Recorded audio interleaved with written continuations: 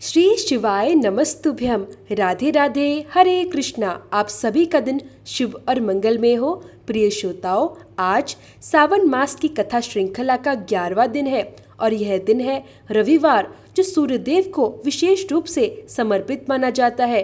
आज तो और भी दुर्लभ और पावन संयोग बना है, क्योंकि आज सावन मास के कृष्ण पक्ष की कामिका एकादशी भी है। इस पावन अवसर पर आज हम श्रद्धा और भक्ति भाव से भगवान शिव के सुरेश्वर स्वरूप का ध्यान करते हैं, जो स्वयं तेजस्विता, प्रकाश और आत्मज्ञान के प्रतीक है। उनके साथ साथ हम माता पार्वती और शताश्व रथ पर आरूढ़ भगवान सूर्यदेव को भी आज सादर प्रणाम करते हैं। आज की प्रार्थना है, हे सूर्येश्वर महादेव, हमारे भीतर आत्म प्रकाश, निर्भयता और सच्चे ज्ञान की ज्योति प्रज्वलित करे। हे माँ पार्वती, हमें ऐसी भक्ति प्रदान करे जो जप, तप, त्याग और सेवा भाव से परिपूर्ण हो।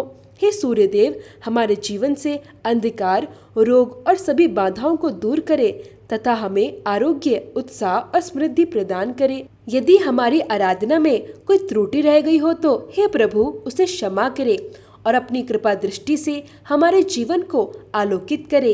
प्रिय श्रोताओं, आप सभी से विनम्र निवेदन है कि इस पावन कथा श्रृंखला में अंत तक जुड़े रहें और इस वीडियो को लाइक, कमेंट और शेयर अवश्य करें, ताकि भगवान शिव की कृपा और सूर्यदेव की दिव्य प्रभा सभी तक पहुंच सके। सभी प्रेम से बोलिए, हर हर महादेव, जय सूर्यदेव।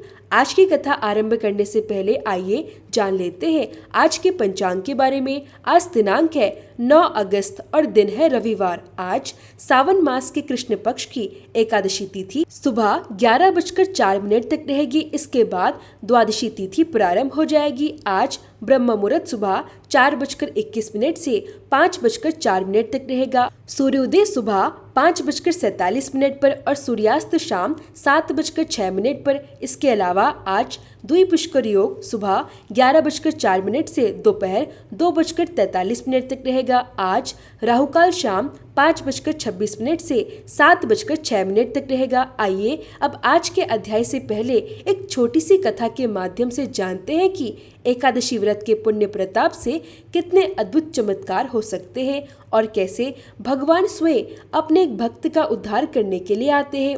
एक बार एक बूढ़ी माई थी जो नियमित रूप से 11 माता अर्थात एकादशी का उपवास रखा करती थी और तुलसी के पौधे की सेवा किया करती। वह प्रतिदिन तुलसी के पौधे को जल से सींचती थी। सुबह के समय तुलसी के पौधे की पूजा किए बिना वह अन्न या जल ग्रहण नहीं करती। जब भी वह बूढ़ी माई तुलसी के पौधे को सींचती, तब वह तुलसी माता से कहती, हे तुलसी माता, सत की दाता, मैं तेरा बिरवा सींचती हूँ, मुझे बहू दे, पीले रंग की धोती दे, मीठा ग्रास दे, वैकुंठ में वास दे, अच्छी मौत दे, चंदन का काठ दे, अच्छा राज दे, खाने को दाल भात दे और 11 के दिन कृष्ण का कांधा दे। बूढ़ी माई की बात सुनकर तुलसी माता सूखने लगी। तुलसी माता को इस प्रकार दिन प्रतिदिन सूखता देखकर एक दिन भगवान श्री कृष्ण ने पूछा, हे तुलसी, तुम दिन प्रतिदिन क्यों सूखती जा रही हो? तब तुलसी माता ने कहा, हे प्रभु, बस मेरे मन की बात मत पूछिए। भगवान श्री कृष्ण कहने लगे, मैं नहीं पूछूंगा तो फिर कौन पूछेगा? तब तुलसी माता कहती है, हे प्रभु, एक बूढ़ी माई प्रतिदिन यहाँ आती है और अपनी बात कहकर चली जाती है। मैं उनकी सारी बातें तो पूरी कर दूंगी, लेकिन कृष्ण का कांधा कहाँ से लाऊंगी? तब भगवान श्री कृष्ण बोले, जब वह बूढ़ी माई मरेगी तब मैं स्वयं ही उन्हें कांधा देने आ जाऊंगा। तुम बूढ़ी माई से यह बात कह देना। इसके कुछ समय बाद वह बूढ़ी माई मर गई। बूढ़ी माई के देह त्यागने पर सारा गांव वह इकट्ठा हो गया। जब उनका अंतिम समय आया और लोग उन्हें उठाने लगे, तब वह इतनी भारी हो गई कि उन्हें किसी भी व्यक्ति के द्वारा उठाया नहीं जा सका। सभी लोग कहने लगे, यह तो बहुत धर्मात्मा थी, बहुत संस्कारी थी और खूब पूजा पाठ करती थी। इन्होंने कभी कोई पाप नहीं किया, फिर यह इतनी भारी कैसे हो गई? तभी वहाँ एक बूढ़े ब्राह्मण के भेष में भगवान श्री कृष्ण आए और कहने लगे, यहाँ इतनी भीड़ कैसी लगी हुई है? तब गांव वालों ने कहा, एक बूढ़ी माई मर गई है और आज एकादशी का दिन है। यह इतनी पापिनी थी कि उसकी अर्थी उठाई नहीं उठ रही। यह तो बहुत भारी हो गई है। भगवान बोले, मुझे इनके कान में कुछ कह लेने दो, इसके बाद यह उठ जाएगी। तब भगवान श्री कृष्ण बूढ़ी माई के पास गए और चुपके से उनके कान में कहा, हे बूढ़ी माई, तू अपने मन की कर ले, पीताम्बर की धोती ले, मीठा मीठा ग्रास ले, वैकुंठ में वास ले, चटक की चाल ले, चंदन का काठ ले, झालर की झंकार ले, दाल भात को जीम और श्री कृष्ण का कांधा ले। भगवान की सारी बातें सुनकर बूढ़ी माई हल्की हो गई। तब भगवान श्री कृष्ण उन्हें अपने कंधे पर लेकर गए। इस प्रकार बूढ़ी माई को मुक्ति मिल गई और वह वैकुंठ लोक को चले गई। हे तुलसी माते, जैसे आपने उस बूढ़ी माई को मुक्ति प्रदान की, वैसे ही सभी को मुक्ति प्रदान करना। जैसे भगवान श्री कृष्ण ने उन्हें अपना कांधा दिया, वैसे ही हम सभी को भी अपना कांधा देना। प्रेम से बोलिए श्री कृष्ण की जय हो, तुलसी माता की जय हो। अब सुनिए आज का अध्याय। महादेव जी कहते हैं, हे महादेवी, पूर्व काल में जब स्वयंभू मनवंतर का त्रेता युग चल रहा था, उस समय श्वेत केतु नाम के एक राजश्री थे। वे बहुत बड़े और महान तपस्वी थे। उन्होंने प्रभास क्षेत्र में आकर समुद्र के तट पर एक शिवलिंग की स्थापना की और वहां महान तपस्या आरंभ कर दी। तपस्या करते हुए और सभी नियमों का पालन करते हुए उनके 14 वर्ष बीत गए। तब एक दिन मैंने उन्हें दर्शन देकर कहा, सुवत्र वर मांगो। तब श्वेत केतु बोले, हे प्रभु, मुझे अपनी अविचल भक्ति प्रदान कीजिए और इस स्थान पर सदा निवास कीजिए। तब तथास्तु कहकर मैं वहां से अंतर्ध्यान हो गया। कुछ समय के बाद राजा श्वेत केतु ने उस शिवलिंग की आराधना करके महान अभ्युदय से युक्त स्थान को प्राप्त किया।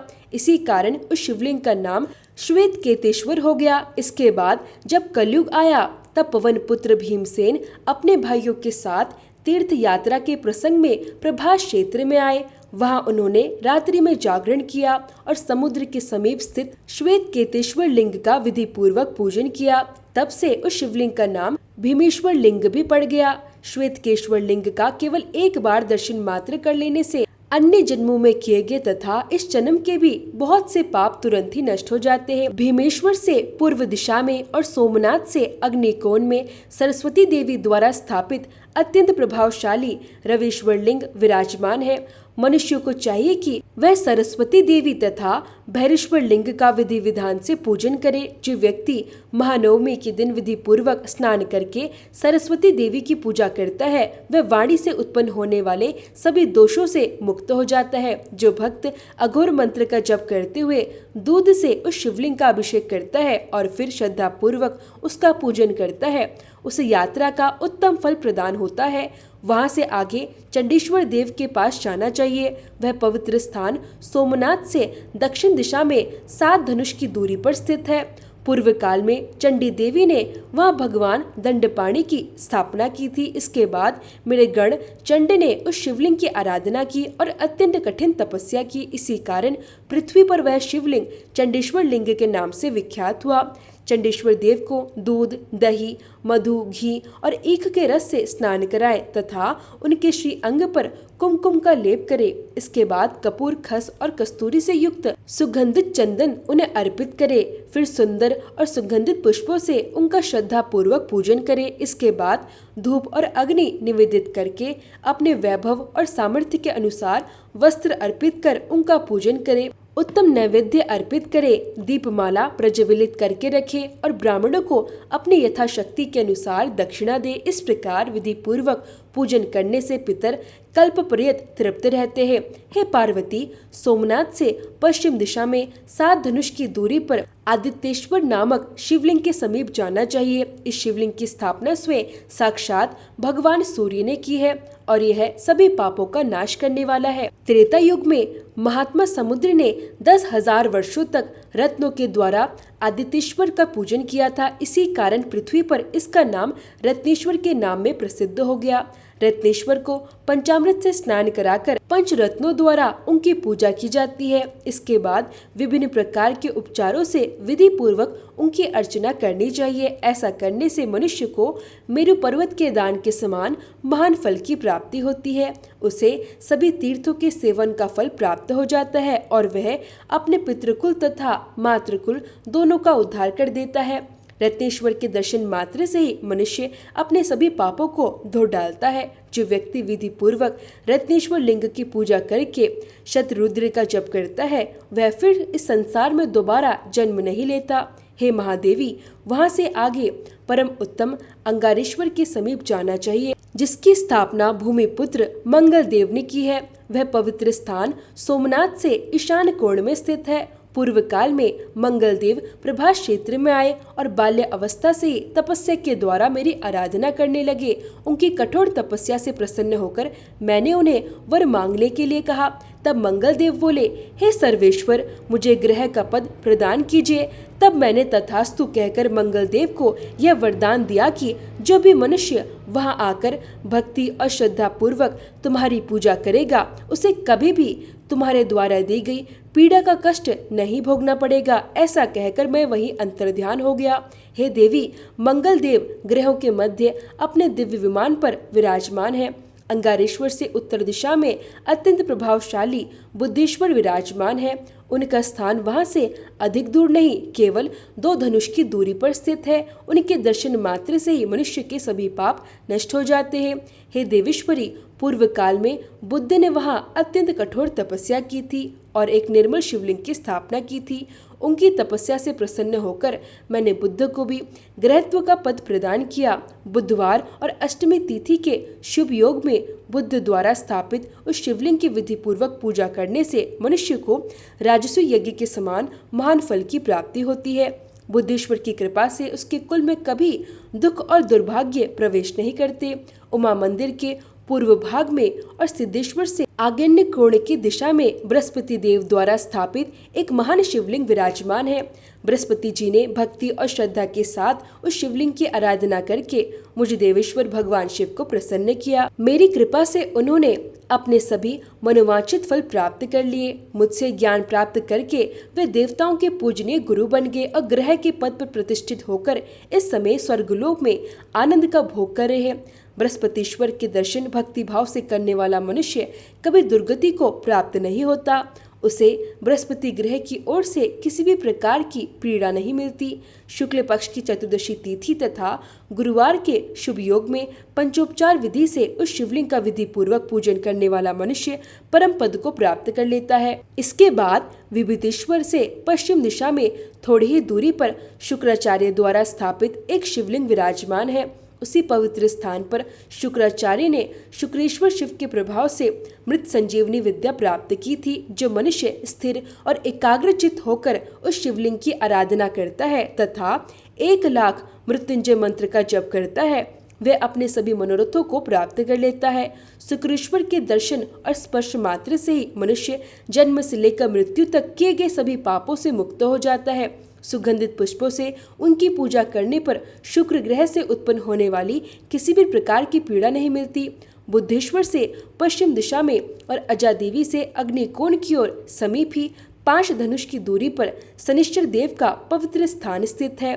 छायानंदन शनिश्चर देव ने अत्यंत कठिन तपस्या करके उस शिवलिंग में मुझ अनादि और अनंत भगवान शिव को प्रतिष्ठित किया है। उन्होंने अपनी भक्ति और मेरी कृपा के द्वारा ही ग्रह का पद प्राप्त किया है। शनिश्चर के दिन शमी के पत्तों से शनीश्वर देव का पूजन करें।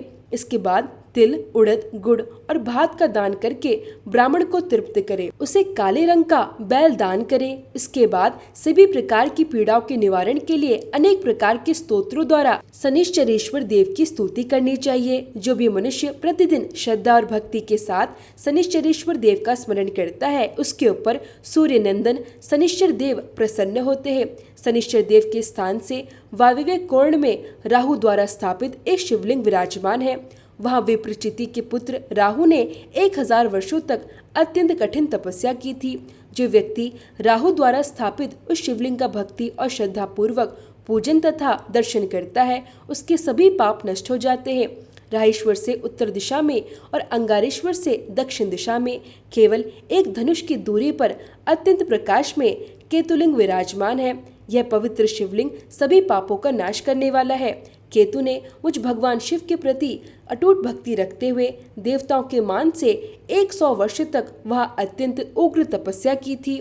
उनकी कठोर तपस्या से प्रसन्न होकर मैंने उन्हें ग्रह तत्व का पद प्रदान किया। जब किसी व्यक्ति को भयंकर ग्रह पीड़ा हो तब उसे पुष्प, गंध, धूप तथा विभिन्न प्रकार के शुभ नैवेद्यों से केतेश्वर देव का पूजन करके उन्हें प्रसन्न करना चाहिए। इस प्रकार विधि पूर्वक पूजन करने से सभी प्रकार की ग्रह पीड़ाएं शांत हो जाती हैं। जो व्यक्ति पूर्वोक्त 14 देव स्थानों को भक्ति और श्रद्धा के साथ जानता है वह उस पवित्र क्षेत्र के फल का भागी बन जाता है। सावन मास के महात्म्य की कथा में बस इतना ही।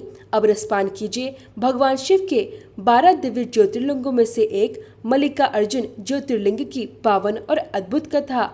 मल्लिकार्जुन ज्योतिर्लिंग एकमात्र ऐसा दिव्य ज्योतिर्लिंग है जहां भगवान शिव और मां पार्वती एक साथ विराजमान है, जिस कारण इसे दक्षिण का कैलाश भी कहा जाता है, क्योंकि कैलाश पर्वत पर भगवान शिव और मां पार्वती एक साथ विराजमान होते हैं। पौराणिक मान्यताओं के अनुसार श्री शैल्म पर्वत पर भगवान शिव और मां पार्वती की पूजा करने से अश्वमेध यज्ञ के समान पुण्य फल की प्राप्ति होती है। इस ज्योतिर्लिंग के पास ही देवी जगदम्बा का एक पवित्र मंदिर भी स्थित है, जिसकी बहुत अधिक मान्यता है। कहा जाता है कि यहाँ आने वाला कोई भी भक्त कभी खाली हाथ नहीं लौटता। इस ज्योतिर्लिंग के संबंध में एक पौराणिक मान्यता यह भी है कि भगवान शिव के दोनों पुत्रों अर्थात भगवान गणेश और भगवान कार्तिकेय के बीच पहले विवाह होने को लेकर विवाद हो गया था। इसी घटना के परिणाम स्वरूप मल्लिकार्जुन ज्योतिर्लिंग की स्थापना हुई। वैसे मल्लिकार्जुन ज्योतिर्लिंग के विषय में 2 पौराणिक कथाएं प्रचलित हैं, जिनमें से आज आप दोनों ही कथाओं का रसपान करेंगे। पहली पौराणिक कथा के अनुसार जब भगवान गणेश जी और भगवान कार्तिकेय जी पहले विवाह करने को लेकर आपस में विवाद करने लगे, तब भगवान शिव ने उन दोनों से कहा कि जो सबसे पहले इस पूरी पृथ्वी का चक्कर लगाकर वापस आएगा उसी का विवाह सबसे पहले करवा दिया जाएगा। माता पिता की आज्ञा लेकर भगवान कार्तिकेय जी तो उसी क्षण अपने वाहन मयूर पर सवार होकर पृथ्वी के परिक्रमा करने के लिए निकल पड़े, लेकिन भगवान गणेश जी का वाहन मूषक था। ऊपर से भगवान गणेश जी का शरीर भी भारी था। ऐसे में यदि वे पृथ्वी का चक्कर लगाने निकलते तो उन्हें वापस आने में बहुत अधिक समय लग जाता। लेकिन कहा जाता है कि भगवान गणेश जी अत्यंत बुद्धिमान है, उन्हें बुद्धि का प्रदाता भी कहा जाता है। इसलिए भगवान गणेश जी ने अपने बुद्धि का प्रयोग किया और अपने माता पिता की ही 7 बार परिक्रमा कर ली। इसके बाद भगवान गणेश जी का विवाह रिद्धि और सिद्धि के साथ करा दिया गया। उधर जब भगवान कार्तिकेय जी पूरी पृथ्वी की परिक्रमा करके वापस आए तो उन्होंने देखा कि भगवान गणेश जी का विवाह तो उनसे पहले ही हो चुका है। यह देखकर भगवान कार्तिकेय जी भगवान शिव और देवी पार्वती से बहुत नाराज हो गए। नाराज होकर भगवान कार्तिकेय जी क्रौंच पर्वत पर चले आए। सभी देवताओं ने भगवान कार्तिकेय जी से वापस लौटने का बहुत आग्रह किया, लेकिन वे नहीं माने। तब माता पार्वती और भगवान शिव को अपने पुत्र का वियोग सताने लगा, जिससे वे बहुत दुखी हो गए। ऐसे में एक दिन जब भगवान शिव और माता पार्वती से अपने पुत्र का वियोग और अधिक सहन नहीं हुआ तो वे दोनों स्वयं ही अपने पुत्र से मिलने के लिए क्रौंच पर्वत पर आ गए। लेकिन जब भगवान कार्तिकेय जी ने अपने माता पिता को अपनी ओर आते हुए देखा तो वे उनसे और भी दूर चले गए। अंत में अपने पुत्र के दर्शन की लालसा में भगवान शिव ने ज्योति रूप धारण कर लिया और उसी पर्वत पर विराजमान हो गए। कहा जाता है कि उसी दिन से यह शिवलिंग मल्लिकार्जुन ज्योतिर्लिंग के नाम से प्रसिद्ध हो गया। मल्लिकार्जुन ज्योतिर्लिंग आंध्र प्रदेश के कृष्णा जिले में कृष्णा नदी के तट के पास श्री शैल पर्वत पर स्थित है और इसी कारण इसे दक्षिण का कैलाश भी कहा जाता है। दूसरी पौराणिक मान्यता के अनुसार इसी पर्वत के पास चंद्रगुप्त नामक एक राजा की राजधानी हुआ करती थी। एक बार राजा की कन्या किसी विशेष विपत्ति से बचने के लिए अपने माता पिता के महल से निकलकर इस पर्वत पर चले गई। वहां पहुंचकर वे वही रहने वाले ग्वालों के साथ कंदमूल और दूध आदि का सेवन करते हुए अपना जीवन निर्वाह करने लगी। उस राजकुमारी के पास श्यामा नाम की एक गाय थी, जिसका दूध प्रतिदिन कोई चुरा लिया करता। एक दिन राजकुमारी ने उस चोर को गाय का दूध दुहते हुए देख लिया। यह देखकर वह बहुत क्रोधित हो गई और उसे मारने के लिए उसकी ओर दौड़ी। लेकिन जैसे ही वह गाय के निकट पहुंची तो वहां उसे शिवलिंग के अलावा और कुछ भी दिखाई नहीं दिया। बाद में शिव भक्त उस राजकुमारी ने उसी पवित्र स्थान पर एक भव्य मंदिर का निर्माण करवाया। तब से भगवान मल्लिकार्जुन वहीं पर प्रतिष्ठित हो गए। हमारे धार्मिक ग्रंथों में मल्लिकार्जुन ज्योतिर्लिंग की इस पवित्र कथा का विस्तार से गुणगान किया गया है। महाभारत के अनुसार श्री शैल पर्वत पर भगवान शिव और माँ पार्वती का पूजन करने से जीवन की सभी बाधाएं दूर हो जाती है और मनुष्य के सारे पापों का नाश हो जाता है। इसके साथ ही भक्त की मनचाही इच्छाएं भी पूर्ण हो जाती है। इसलिए अपने जीवन काल में यदि संभव हो तो सभी भक्तों को एक बार भगवान शिव के सभी 12 ज्योतिर्लिंगों के दर्शन अवश्य करने चाहिए। अब सुनिए ओमकारेश्वर ज्योतिर्लिंग की पावन कथा। शिव महापुराण में ओमकारेश्वर ज्योतिर्लिंग की महिमा का विस्तार से वर्णन किया गया है। श्री ओमकारेश्वर और श्री ममलेश्वर के दर्शन से प्राप्त होने वाले पुण्य का वर्णन करते हुए इसमें नर्मदा स्नान के पावन और दिव्य फल का भी विस्तार से उल्लेख किया गया है। हर मनुष्य को अपने जीवन में एक बार इस पवित्र क्षेत्र की यात्रा अवश्य करनी चाहिए और ओमकारेश्वर ज्योतिर्लिंग के दिव्य दर्शन भी जरूर करने चाहिए। जय भोलेनाथ। आज के अध्याय में बस इतना ही। अब सुनिए शिव चालीसा का पाठ। श्री गणेश गिरिजा सुवन मंगल मूल सुजान, कहत अयोध्या दास तुम देहु अभय वरदान। जय गिरिजापति दीन दयाला, सदा करत संतन प्रतिपाला। भाल चंद्रमा सोहत नीके, कानन कुंडल नागफनी के। अंग गौर शिर गंग बहाय, मुंड मालतन शार लगाए। वस्त्र खाल बागंबर सोहे, छवि को देखी नागमन मोहे। मेना मातु की हवे दुलारी, बाम अंग सोहत छवि न्यारी। कर त्रिशूल सोहत छवि भारी, करत सदा शत्रुवन शयकारी। नंदी गणेश सोहतः कैसे, सागर मध्य कमल है जैसे। कार्तिक श्याम और गड़ड़ाऊं, या छवि को कही जात ना काऊं। देवन जब ही जाए पुकारा, तभी दुख प्रभु आप निवारा। किया उपद्रव तारक भारी, देवन सब मिली तुम ही जुहारी। तुरत षडानन आप पठायो, लवनीमेश महामारी गिरायो। आप जलंधर असुर संहारा, सुयश तुम्हारा विदित संसारा। त्रिपुरासुर सन युद्ध मचाई, सबही कृपा कर लीने बचाई। किया तप ही भागीरथ भारी, पुरब प्रतिज्ञा तासु पुरारी। दानिन मह तुम सम कोहु नाही, सेवक स्तुति करत सदाही। वेद नाम महिमा तव गाई, अगत अनादि भेद नहीं पाई। प्रकटी उदधि मंथन में ज्वाला, जरत सुरासुर भय विहाला। किन्हीं दयातः करी सहाय, नीलकंठ तब नाम कहाई। पूजन रामचंद्र जब कीना, जीत के लंक विभीषण दीना। सहस कमल में हो रहे धारी, किन्ह परीक्षा तभी पुरारी। एक कमल प्रभु रख्यो जोई, कमल नयन पूजन चह सोई। कठिन भक्ति देखी प्रभु शंकर, भय प्रसन्न दिए इच्छित वर। जय जय जय अनंत अविनाशी, करत कृपा सबके घटवासी। दुष्ट सकल नित मोहि सतावे, भ्रमत रहो मोहि चैन न आवे। त्राही त्राही में नाथ पुकारो, यही अवसर मोहि आनो बारो। ले त्रिशूल शत्रुवन को मारो, संकट से मोहि आनो बारो।